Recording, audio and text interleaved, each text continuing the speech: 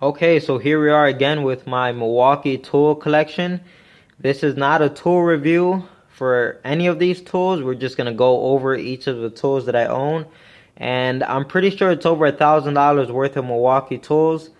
But let's go ahead and look at each tool and add up the prices.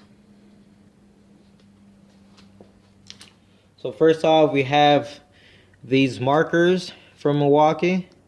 They advertise to write on any type of surface, but to me it's just a hype. They're just regular Sharpie markers. And we have the Milwaukee Fuel M12 drill. Now any tool of mine that I can get in the fuel version, I will get it in the fuel version because they are that much better. So if you're looking to get any of these, make sure it says fuel. It's worth the extra money. Okay, so here's that drill. Works well, haven't had any problems with it. Like I said earlier, if you have to say anything about any of these tools, please leave it in the comments section. I love to read about it. So let's move on to the Milwaukee Rotary tool. This one actually does not work right now. Technically it kind of does work, but not really. Here, let me show you. Okay, so let's turn it off. Put a battery in it. Make sure to dial. Okay, see it's on 2. Turn it on and nothing. You get those flashing lights. But if you leave it in the on position and put the battery in, it works.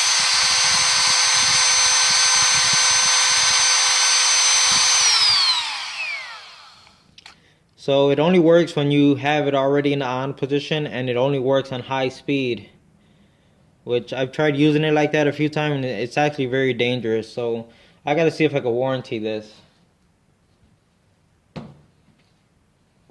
Next up, it's another fuel impact gun. This is the 1/4 inch. This is actually my very first Milwaukee tool, and it's kind of what started all of this. As you can see, it's been through hell, but it works great even after everything has been through.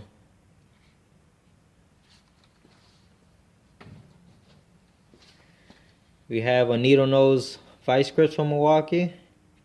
A little story behind this is I was working on a car doing some stabilizer links. You know how when you always want to loosen the links that the ball joint itself starts spinning? So I didn't have any Needlenose vice grips to grab onto that ball joint from the backside. So I went to Menards and I bought the cheapest vice grips that I could find.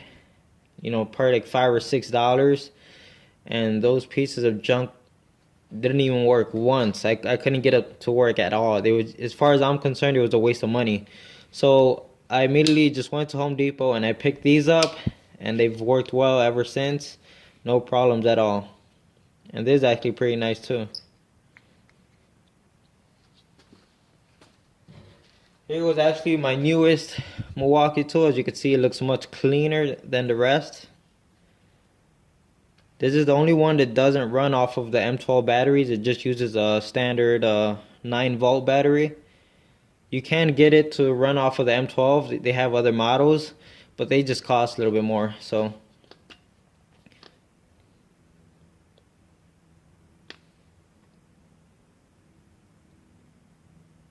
yeah, works great. Look forward to using it a bit more. Here's another one of my favorite tools, the 1/4 inch Ratchet. This thing is a lifesaver and a time saver. I'd say this and both of my impact guns are probably my favorite tools here.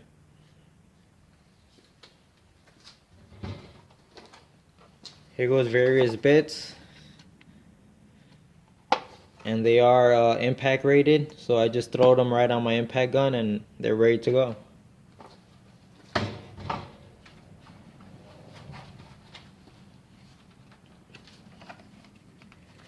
Here we have a metric socket set from Milwaukee. These are the deep sockets. Now if you were to buy this kit, you're only going to get the deep sockets that are on the bottom here.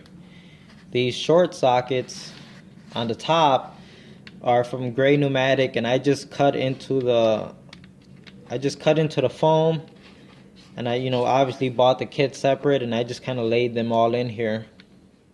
I thought it'd be nice to have my short sockets in the same case with my deep sockets. But keep that in mind, if you're looking into buying this kit, you're only going to get the deep sockets.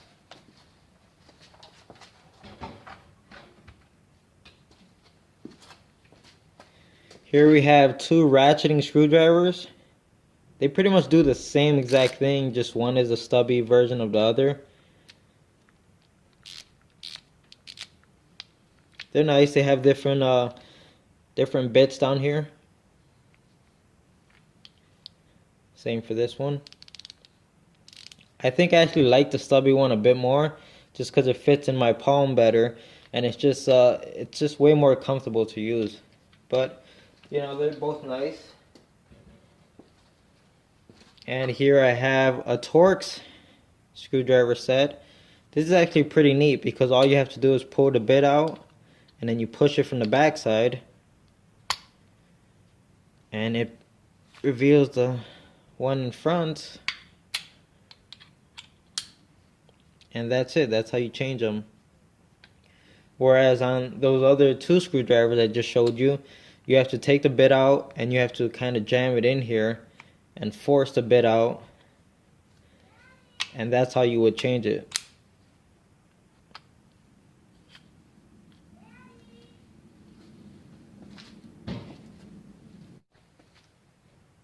And next up we have this Demolition Screwdriver Set that comes as a set. They've held up pretty good. Specifically the standard or the flathead one. It's taken quite a beating. But they're nice because the steel goes all the way through the end. See the steel caps on the end? So they're great for hitting on this end with a hammer.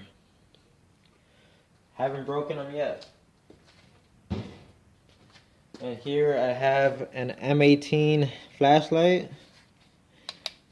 These are LED lights, and they seem to work pretty well. And here's my only M18 battery, which would be an XC 5.0. So yeah, it sucks. I have I don't know, maybe 3 or 4 things here that use M18, and I only got one battery to run off of.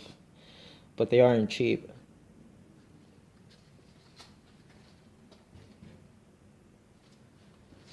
And we have the M18 fuel grinder. This thing kicks ass. I mean, it a lot of grinders, if you put a lot of force on them, they'll tend to slow down the speed of the disc, but this one just keeps on going. So it's a nice tool. I haven't had any problems with it at all.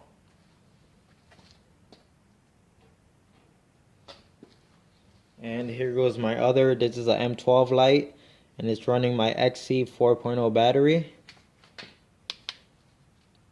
So it's the same exact light that's on that M12 or M18 version over there. So same exact LED light. It's just running off of the smaller battery platform.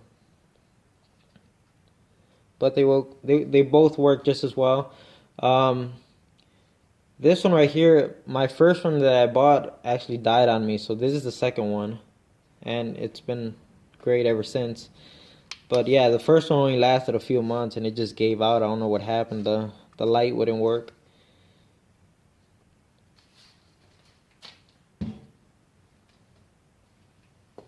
And here goes my M18 Impact gun. This is also a fuel, just a little beat up. But another time saver, another lifesaver. This thing gets you out of tight places. It's very compact, and I think it does like 210 foot-pounds of torque, so it's pretty nice. Like I said, another one of my favorite tools here. Here we have two M12 batteries. Nothing special, 2.0. We have a Milwaukee Fastback 2. It's a nice little blade. It's got a area down here to hold another blade. I think my favorite thing about this is the quick release right here. Just push the button and the blade comes right out for changing. Oh, by the way, I gotta change that one. Looks pretty crusty. But no problems with it at all. And that's just about everything except for the box itself. So I picked up this box, haven't had any problems with it. The drawers are nice, everything opens up nice. And if you notice, you could slide the drawers in pretty fast, but they're not gonna, just bang against the box. They have this mechanism inside that lets the drawer close softly. And it's like that for all of them. So, well, it would go in.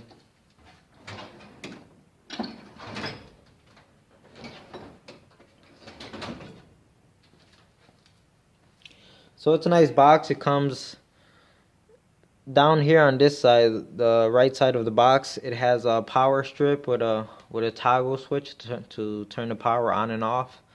So it's a nice little touch. Overall, it's quality. It feels decent. I'm not very familiar with too many toolboxes, but I've seen a few. It definitely feels you get your money's worth out of it. So I can't complain about the box. So that's pretty much it for all my Milwaukee tools. But don't forget to check in next time because we have two new tools that we're going to look a little bit further into. And the first one is going to be the Load Pro. So I just picked this up and I'm going to have a video out on this soon. So make sure you stop by. And the next thing we're going to look at is going to be the Power Probe Butane Soldering Iron.